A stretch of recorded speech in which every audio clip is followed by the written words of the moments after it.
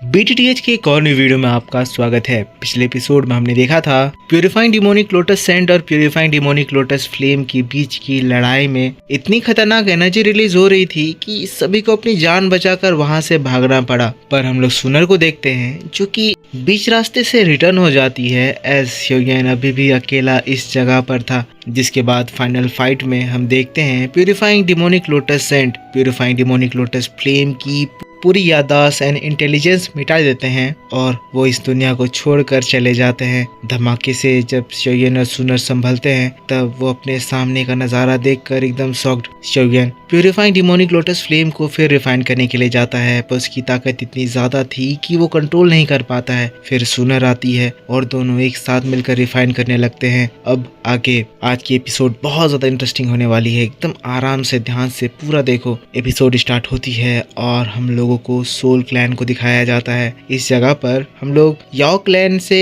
एक एल्डर को देखते हैं जो कि इस तूफान के बीच में अपने सामने के नज़ारे को देखकर शॉक्ड थे। तभी उस जगह पर दो और एंसेंट क्लैन के लोग आ जाते हैं। फ्लेम क्लैन और लाइटनिंग क्लैन के लोग ये नज़ारा देखकर शॉक्ड क्योंकि उनके सामने द सी क्लैन यानी कि स्टोन क्लैन पूरी तरह से गायब हो चुका था। ये जगह ऐसी लग रही थी जैसे यहाँ पर पहले कुछ था ही नहीं। सभी के सभी लोग एकदम गायब। याओ क्लैन का एल्डर कहता है फिर से बिल्कुल उसी तरह से कोई भी इस जगह पर जिंदा नहीं बचा। जैसा लिंग क्लैन अचानक से इस दुनिया से गायब हो गया था उसी तरह से ये सी क्लैन भी इस जगह से गायब हो गया। बस इन 10 साल के इंटरवल में तो बड़े एंसेंट क्लैन्स इस तरह से गायब हो जाते हैं, वो भी बिना कोई निशान बिना कोई ट्रेस के। ये बात सच में बहुत ही ज्यादा खतरनाक है। वॉरियर क्लैन के एल्डर कहते हैं एक बार तो हमने कुछ नहीं करा पर अब ये चीज दूसरी बार हुआ है। अब हम लोग ऐसे ही चुप नहीं रह सकते हैं। लाइटनिंग क्लैन के एल्डर कहते हैं हाँ ये मैटर अभी सबसे ज्यादा इम्पोर्टेंट है। अगर हम इसे सॉल्व ना करें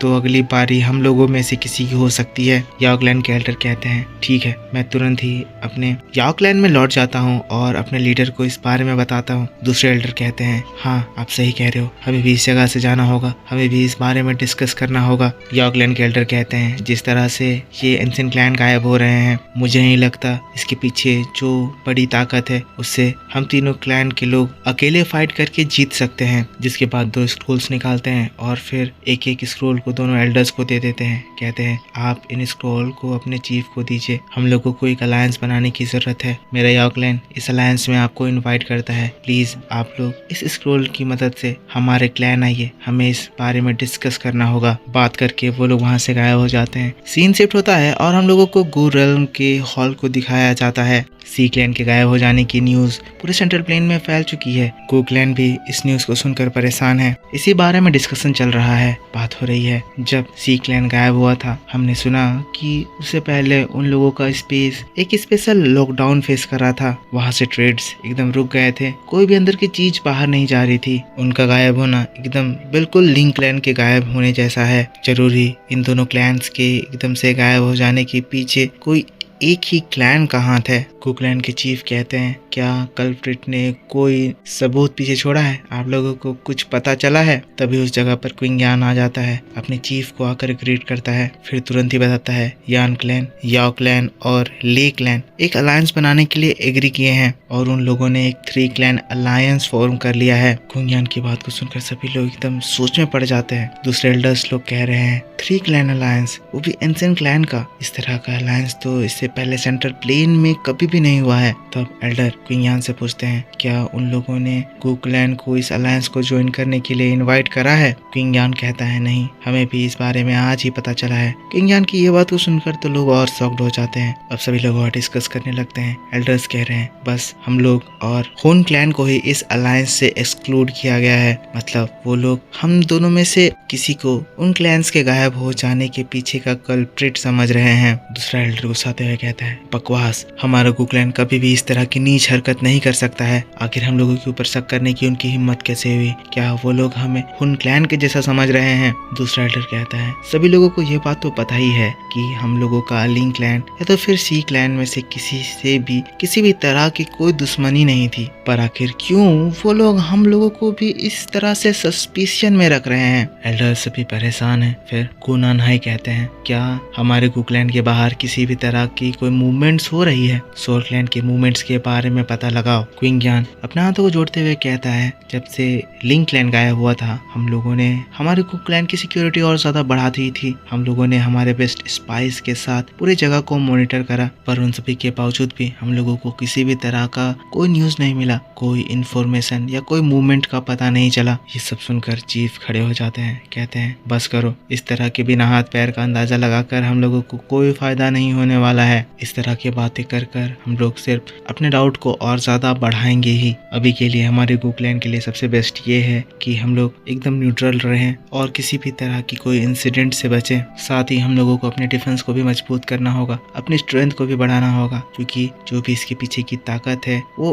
देखकर लग रहा है कि बहुत ज्यादा ताकतवर है। हमें इसके लिए तैयार रहना होगा। चीफ की कमांड को सुनकर फिर सभी लोग उनकी बातों को एक्सेप्ट करते हैं और वहां से गायब हो जाते हैं। फिर सीन यहाँ से शिफ्ट होता है और हम लोगों को सोल क्लैन को दिखाया जाता है। इस जगह पर किसी तरह की तैयारी चल रही है। सोल क्लैन का चीफ हंसते हुए कहने लगता है, तुम बेवकूफ लोग मुझे इस तरह का सोल एसेंस दे रहे हो, इसमें इतनी सारी इम्प्योरिटीज है। वो उतने ज्यादा सोल के कलेक्शन के सोल एसेंस को एकदम डिस्ट्रॉय कर देता है। इसकी बात को सुनकर ये 1000 क्लास के लोग एकदम डर से कांपने लगते हैं। लीडर अपना पावर दिखाते हुए एक स्पेस होल खोलता है, कहता है मेरी आंखों के सामने से निकल जाओ। गुस्सा तो था, पर इतने ज्यादा पावरफुल एक्सपर्ट्स को वो मारना नहीं चाहता था। सभी लोग अपने चीफ की बात को सुनकर घबराते हुए वहां से भाग जाते हैं, लेकिन तभी उस जगह पर एक और पावरफुल एंटिटी का प्रेजेंस उसे महसूस होता है। अगले ही पल उस जगह पर एक और पर्सन अपीयर होता है। ये और कोई नहीं बल्कि हुनमो है। हुनमो द वुशेंग के 6 स्टार का पर्सन है। सोल चीफ जब इसे देखता है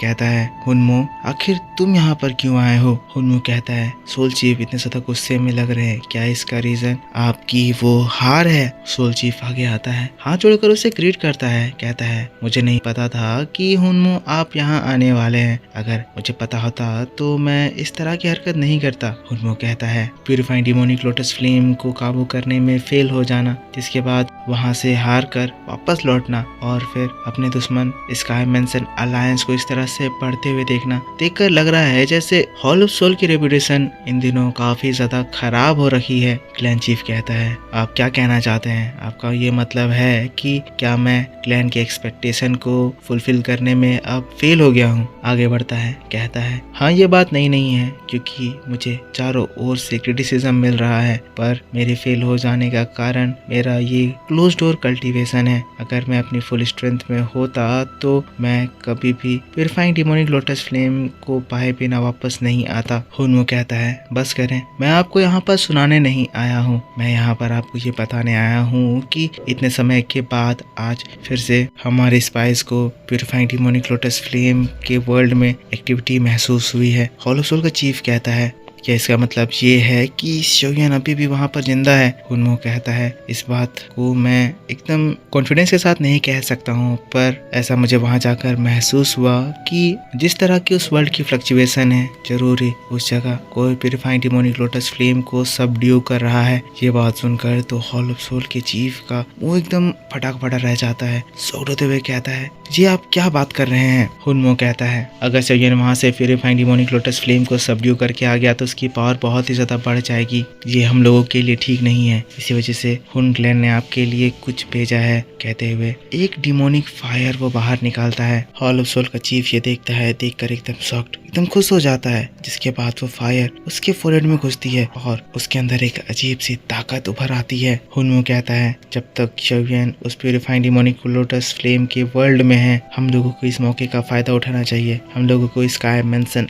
अलायंस को डिस्ट्रॉय कर देना चाहिए। फिर सीन यहाँ से शिफ्ट होता है और हम लोगों को फॉरेन स्टार पवेलियन को दिखाया जाता है। हमेशा की तरह इस जगह पर पूरी तरह से चहल पहल है। सब कुछ बहुत ज्यादा बढ़िया लग रहा है। फेंग जुनजी या लोगों को बता रहे हैं, इन सालों में हॉल ऑफ सोल ने कई बार हमारे foreign star pavilion sky mansion alliance के ऊपर हमला करा, पर हमारे वॉरियर्स इन लोगों से बहुत हिम्मत से लड़े और अब इन फाइट्स की वजह से हमारे अलायंस वॉरियर की फाइटिंग स्ट्रेंथ काफी ज्यादा बढ़ गई है। तभी उधर आसमान में हम लोगों को पर्पल कलर दिखाई देता है। पर्पल कलर से पूरा आसमान चमक उठता है। कोई ब्रेक थ्रू कर रहा है। ये कलर लिटिल फेरी डॉक्टर का है। लिटिल फेरी डॉक्टर उतने सालों से अपने पॉइजन पर कंट्रोल पा रही थी। अब जब वो पूरे पॉइजन के बारे में सब कुछ समझ गई है, पूरे पॉइजन को कंट्रोल पा है, तब वो 1000 क्लास से डायरेक्ट दाओशेंग क्लास में ब्रेक थ्रू कर गई है और अभी लिटिल फेरी डॉक्टर की स्ट्रेंथ 1 स्टार दाओशेंग में पहुंच गई है। यालाओ फेंग जुनजी ये चीज देखते हैं, खुश हो जाते हैं। फेंग जुनजी कहते हैं अलायंस के पास एक और दाओशेंग एक्सपर्ट आ गया है। यालाओ कहते हैं जो फ्लक्चुएशन हो रही है उससे समझ में आता है कि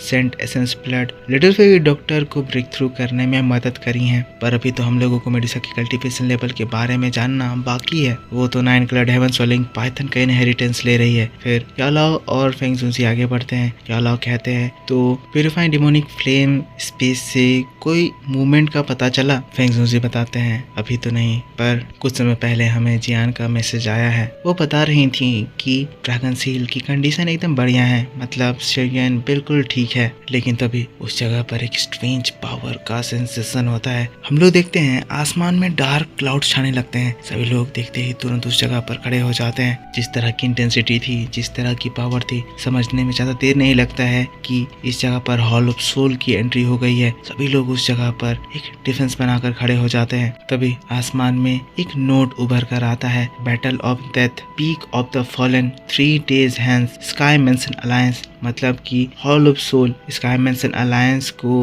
एक डेथ बैटल के लिए चैलेंज कर रहा है और वो बैटल आज से 3 दिन में होने वाला है। हॉल ऑफ सोल यहाँ पर नहीं आया था, बस वो मैसेज भेजा था, फिर उसके बाद वो गायब हो जाता है। फेंग जुन से कहते हैं बैटल टू डेथ, आखिर इतनी जल्दी क्यों? यालाओ कहते हैं हम लोग हॉल ऑफ सोल को समझ नहीं सकते हैं, वो हमेशा ही छुप कर वार करने वालों में से है, पर आज इस तरह से सरेआम हमें वार की धमकी देना, आखिर ऐसा क्यों? पिल टावर से मिस्टर लिन कहते हैं क्या ऐसा इसीलिए है क्योंकि हॉल ऑफ सोल को हुन क्लैन का अब फुल बैकअप सपोर्ट मिल गया है? वो यून कहते हैं पर फिर भी इस तरह से ऐसे वार के लिए चैलेंज करना, ये बात कुछ समझ नहीं आ रही है। फ्लावर सेट से फेरी कहती है हो सकता है ये हॉल ऑफ सोल की कोई चाल होगी ताकि हम लोग अपने फोर्सेस को सब जगह से हटाकर यहाँ पर बुला ले, ताकि वो फिर हमारे हेडक्वार्टर पर अचानक से हमला कर दें। ये बात सुनकर सभी लोग सोचने लगते हैं। यालाओ कहते हैं जो भी हो, पर एक बैटल तो होने वाला है और हम लोग उसे अवॉइड नहीं कर सकते हैं। यालाओ फेंग जुनजी से कहते हैं इन 2 दिनों में सारे स्काउट्स को अरेंज करो, हमें जितनी हो सके उतनी इंटेलिजेंस जमा करनी होगी। Purified demonic lotus flame world में भी नजर रखो, हम लोगों को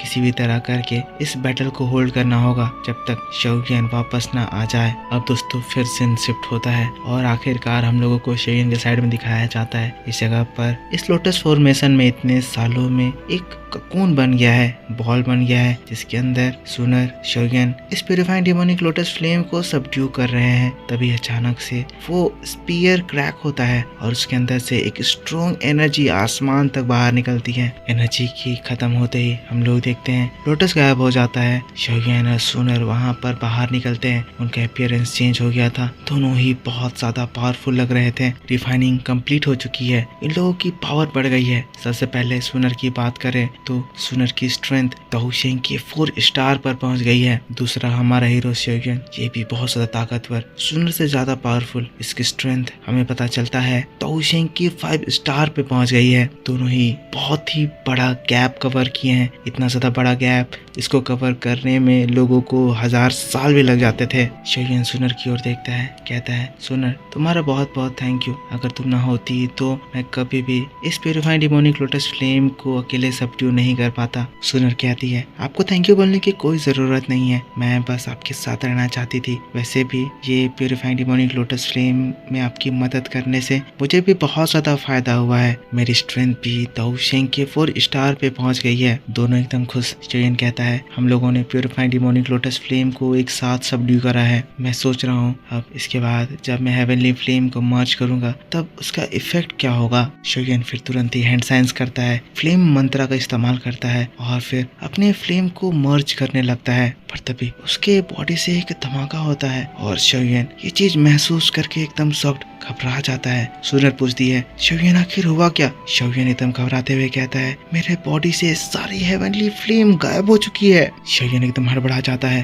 तुरंत ही अपने हेवनली फ्लेम वाली टेक्निक इस्तेमाल करने की कोशिश करता है, फाइबरिंग फ्लेम स्पेलिंग टेक्निक, पर वो भी एकदम फॉर्म नहीं हो पाता। फिर अपना main attack angry Buddha lotus attack form करने की कोशिश करता है, वो भी फॉर्म नहीं हो पाता। शोगियन एकदम घबरा जाता है, ये क्या हुआ, मेरी सारी हेवनली फ्लेम्स गायब क्यों हो गई? शोगियन एकदम हताश होने लगता लगता है उसकी इतने सालों की मेहनत सब एकदम खत्म। लेकिन तभी दोस्तों अचानक से उसके बॉडी में एक अजीब सी जलन महसूस होती है। उसके बॉडी से बहुत ज्यादा फायर बाहर निकलने लगता है। अचानक से वो महसूस करता है कि उसकी बॉडी में उसकी हेवनली फ्लेम चारों ओर घूम रही है, फैल रही है। सुनर ये देखकर शॉक्ड शोयन भी घबरा जाता है क्योंकि उसकी हेवनली फ्लेम उसे चोट पहुंचा रही थी। उससे जोर से दर्द होने लग रहा था। शोयन की हालत खराब होता हुआ देख सुनर शोयन के पास आने की कोशिश करती है। शोयन कहता है सुनर रुक जाओ, मेरे पास मत आना, मेरे अंदर कुछ तो गड़बड़ हो रहा है, मुझे तुमसे दूर जाना होगा। कहते हुए सुनर से तुरंत दूर चला जाता है। सोचने लगता है कि क्या पता शोयन की बॉडी ब्लास्ट करने वाली है। शोयन का दर्द और ज्यादा बढ़ता ही जाता है। शोयन को तकलीफ होती है। दर्द के मारे शोयन चिल्लाने लगता है। शोयन के बॉडी के अंदर की जो हेवनली फ्लेम थी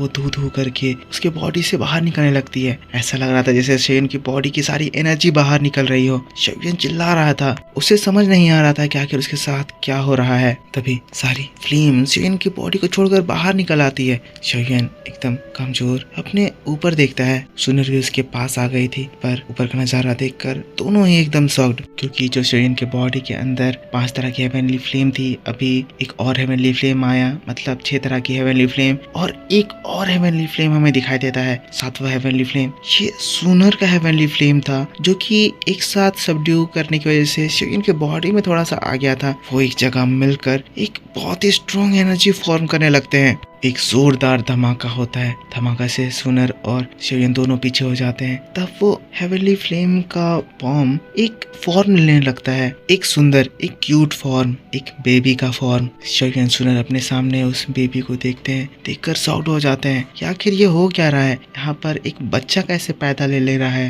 तब वहाँ पर उस कोटली बेबी का फॉर्मेशन होता है। बच्चा बहुत ही ज्यादा खूबसूरत और एक्सट्रीमली क्यूट। शोयन देखकर शॉक्ड, आखिर ये कैसा चीज है। सुनर कहती है ये क्या है। तभी वो बच्चा शोयन को देखता है, देखकर कहता है ये, जिसके बाद फिर कूद कर शोयन के पास आ जाता है, कहता है जीवा। शोयन उसे पकड़ लेता है। जीवा जीवा वो चिल्लाने लगता है। तभी शोयन को महसूस होता है कि उसके बॉडी के अंदर में जो हेवनली फ्लेम्स की ताकत थी वो उसे फिर से महसूस होने लगती है, और ये ताकत और कोई नहीं बल्कि उस बच्चे से आ रही होती है। शोयन इसे देखकर कहने लगता है, इस बच्चे को देखकर ऐसा लग रहा है जैसे इसके साथ मेरा एक अजीब सा कनेक्शन है। शोयन पूछता है आखिर तुम हो कौन। तब ये बच्चा, जिसका नाम जीवा है, कहता है जीवा। सुनर कहती है ये बच्चे के अंदर से मुझे एक बहुत ही स्ट्रॉन्ग हेवनली फ्लेम का ऑरा महसूस हो रहा है। क्या ये हो सकता है कि ये तुम्हारे बॉडी के अंदर में मल्टीपल हेवनली फ्लेम्स को मर्ज करने की वजह से पैदा लिया है। सुनर की बात को सुनकर जीवा एकदम खुश, जैसे सुनर ने उसके दिल की बात समझ ली हो। सुनर कहने लगती है पर इसके अंदर में मुझे गोल्ड एम्परर इंसिनेटिंग हेवनली फ्लेम का भी ट्रेस महसूस हो रहा है। मतलब ये जीवा, सुनर और शोयन दोनों के लिए एक कनेक्शन महसूस कर रहा है। शोयन कहता है हो सकता है क्योंकि ये फ्लेम मंत्रा टेक्निक सिर्फ मेरे ही पास है, किसी को नहीं पता कि उतने ज्यादा हेवनली फ्लेम को मर्ज करने से क्या होता है, और क्योंकि हम लोग एक साथ प्यूरिफाइंग डिमोनिक लोटस फ्लेम को सबड्यू कर रहे थे, तो हो सकता है कि तुम्हारे हेवनली फ्लेम का कुछ अंश मैंने अपने अंदर एब्जॉर्ब कर लिया, जिससे ये फ्लेम मंत्रा मर्जर तुम्हारे फ्लेम के साथ भी हो गया। शोयन बेबी को छूता है तो उसके हाथों में आग लग जाती है। सुनर शोयन से कहती है फादर मुझे एक बार बता रहे थे कि हेवनली फ्लेम्स का नंबर इस दुनिया में बहुत ज्यादा कम है, और इतने सारे हेवनली फ्लेम को रिफाइन करने के बाद वो फिजिकल फॉर्म भी ले सकते हैं। अगर मैं गलत नहीं हूँ तो जरूर ही ये तुम्हारे हेवनली फ्लेम तुम्हारे बॉडी में थी उससे पैदा लिया है। तुम एक तरह से इस हेवनली फ्लेम की माँ हो और ये तुम्हारा बच्चा तुम्हारा फ्लेम स्पिरिट है। शोयन थोड़ा सोचता है, फिर शॉक्ड हो जाता है, कहता है अगर ऐसी बात है, अगर ये मेरे हेवनली फ्लेम से फॉर्म ले लिया है तो आखिर कैसे मैं अब मेरे prime attack angry Buddha lotus attack को समन करूंगा। शोयन की बात को सुनकर जीवा एकदम क्यूट सा रिएक्शन देता है, कहता है जीवा जीवा, और वैसे ही अपने हाथों को फैलाता है और विदिन सेकेंड्स जीवा के हाथ में शोयन का वो powerful angry Buddha lotus attack form हो जाता है। पर दोस्तों अब इसकी पावर बहुत ज्यादा थी। शोयन जो फॉर्म करता था उससे कम 1000 गुना ज्यादा पावरफुल। शोयन देखकर शॉक्ड, कहता है आखिर ये क्या कमाल की चीज है, मुझे जिसे बनाने में इतनी ज्यादा मेहनत लगती थी ये सिर्फ एक थॉट के साथ उसे फॉर्म कर पा रहा है। शोयन की इस एक्सप्रेशन को देखकर सुनर हंसती है, कहती है शोयन लग रहा है जैसे इस फायर स्पिरिट ने आपकी सारी दाओ टेक्निक टेक्निक्स को भी मास्टर कर लिया है, इवन आपका सिग्नेचर मूव भी इसके लिए बच्चों का खेल हो गया है। सुनर की बात को सुनकर जीवा एकदम खुश, लेकिन अभी तो कमाल दिखाना और बाकी है। जीवा जिसके बाद अपने कमाल दिखाता है, अपने हाथों को रब करता है और दोस्तों फिर उस जगह पर एंग्री बुद्धा लोटस फ्लेम की तो लड़ी बन जाती है। एक साथ वो सेकेंड्स में 10 angry Buddha lotus attack form कर देता है। शयन भी देखकर एकदम शॉक्ड सरप्राइज हो जाता है। कहता है इतने ज्यादा फायर लोटस मैं अपने पूरी ताकत को लगाने के बावजूद इतने कम समय में इतने सारे फायर लोटस कभी भी नहीं फॉर्म कर सकता था। अगर मैं इसको मर्ज कर दूं तो एक बहुत ही खतरनाक अटैक फॉर्म हो सकता है, extreme destruction angry Buddha lotus attack. पर शयन ये सिर्फ सोचा और इसकी थॉट शिवा को पता चल गई और वो एकदम वैसा ही करने लगता है। जब वो उन 10 एंग्री बुद्धा लोटस फ्लेम को मर्ज करता है तब खतरनाक अटैक फॉर्म होता है, डिस्ट्रक्शन लोटस फ्लेम अटैक। ये वह फिर अटैक को लॉन्च करता है। आसमान की ओर वो जाकर पड़ा होता है, ब्लास्ट नहीं करता पर फिर भी इसकी पावर देखकर सुनर शयन एकदम दंग रह जाते हैं। उसकी पावर से ये दोशेंग के 5 स्टार के एक्सपर्ट 4 स्टार के एक्सपर्ट को भी घबराहट महसूस होने लगती है। हमें एक बहुत ही ज्यादा सुंदर सा बड़ा सा लोटस अटैक दिखाई देता है जो कि बहुत ज्यादा स्ट्रॉन्ग और खूबसूरत लग रहा होता है। अटैक को फिर डिसिपेट करके जीवा शयन के पास आ जाता है। शयन जीवा को देखकर कहता है मुझे माफ करना, मैंने तुम्हें पहले अंडर एस्टिमेट करा, तुम वाकई में बहुत ज्यादा कमाल के हो। शयन जब जीवा को प्यार करता है जीवा को बहुत अच्छा महसूस होता है। शयन कहता है मैं समझ गया, जब मैं सोचता हूँ तो जीवा मेरे थॉट से ही अटैक को फॉर्म कर लेता है। ये चीज बहुत ज्यादा अच्छी हो गई है, इसका इस्तेमाल करके तो मैं अपने हेवेली फ्लेम की पावर को पीक तक इस्तेमाल कर पाऊंगा। सुनर शिवा को देखती है, कहती है इसकी इंटेलिजेंस को देखकर लगता है कि ये बड़ा होकर बहुत ज्यादा अच्छा बनेगा, बहुत ज्यादा पावरफुल बनेगा, तो चलो अब हमें इसको नाम देना चाहिए। जीवा भी एकदम गौर से इन लोगों को देखने लगता है कि आखिर ये लोग जीवा को क्या नाम देने वाले हैं। शयन कहता है ये बार बार जीवा जीवा कह रहा है तो हाँ मैं समझ गया, हमें इसका नाम लिटिल जीवा रखना चाहिए। पर जो इतनी आस लगाकर जीवा शयन को देख रहा था, शयन जब इसे ये नाम देता है इतना ज्यादा सिंपल नाम, जीवा एकदम नाखुश हो जाता है। शयन कहता है जीवा चलो अब समय हो गया है, हमें यहाँ से चलना होगा। जीवा जिसके बाद शयन के बॉडी के अंदर घुस जाता है। सुनर कहती है क्या आप अभी एक बच्चे को बुली कर रहे हैं? शयन मुस्कुराता है, कहता है इस कल्टीवेशन में हम लोगों को बहुत ज्यादा समय लगा है, हमें जल्दी से अपने क्लैन वापस लौटना होगा, सभी लोग हमारे लिए चिंता कर रहे होंगे। सुनर कहती है हाँ मैंने जो हरकत करी है उसकी वजह से जरूर ही मेरे क्लैन में बहुत ही ज्यादा हड़कंप मच गया होगा, मुझे वहाँ पर जाकर फादर को प्रॉपर एक्सप्लेनेशन देना होगा। जिसके बाद शयन अपने दोशेंग 5 स्टार की स्ट्रेंथ के साथ स्पेस ब्रेक करता है और फिर वो लोग वहाँ से निकल जाते हैं। और इसी बात के साथ प्रेडेटर द हेवंस को ये वीडियो इस जगह पर खत्म हो जाता है। तो मेरे दोस्तों आप मुझको बताना कि आपको ये एक्सप्लेनेशन कैसा लगा और ये बताना कि आपको बेबी का नाम कैसा लगा, शयन का अपना बच्चा यीवा, कमेंट में लिखना। और रही बात नेक्स्ट एपिसोड की तो इस वीडियो पर सपोर्ट दिखाओ। मैं होप करता हूँ कि आप इस वीडियो पर 4000 लाइक्स कंप्लीट कर दोगे, जल्दी कंप्लीट करो और फिर मैं इसका नेक्स्ट एपिसोड आपके लिए मेरे दूसरे चैनल ओतागो सेनपाई 2 पर अपलोड कर दूंगा। तो मिलता हूँ मैं आपसे नेक्स्ट वीडियो में। चैनल को सब्सक्राइब करके बेल आइकन ऑन कर लेना। Take care, bye bye and thanks for watching.